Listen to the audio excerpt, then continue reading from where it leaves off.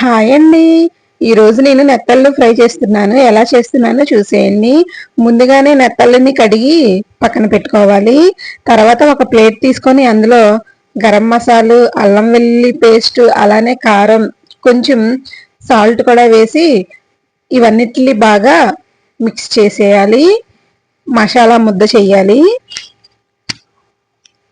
ఈ మసాలా ముద్ద చేసిన తర్వాత ఈ నెత్తళ్ళని ఇందులో వేసేయాలి.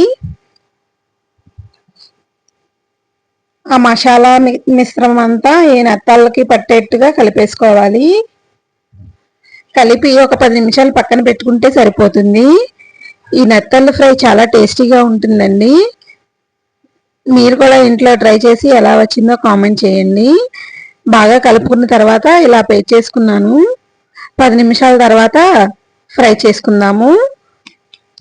ఇప్పుడు స్టవ్ వెలిగించుకొని అట్ల రేకు పెట్టుకొని అందులో ఆయిల్ వేసుకోవాలి. ఆయిల్ బాగా హీట్ అయిన తర్వాత ఒక్కొక్క నెత్తళ్ళు తీసి ఈ ఆయిల్లో వేసేయాలి. చక్కగా ఫ్రై అయిపోతాయి.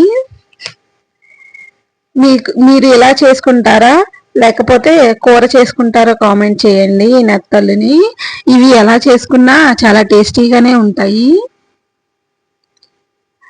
మొత్తం అన్ని వేసుకున్న తర్వాత ఒక్కొక్కటిగా తిప్పుకోవాలి.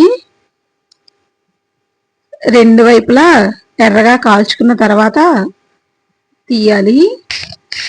ఇవి చక్కగా ఫ్రై అయిపోతాయండి. కరకరలాడుతూ చాలా టేస్టీగా ఉంటాయి.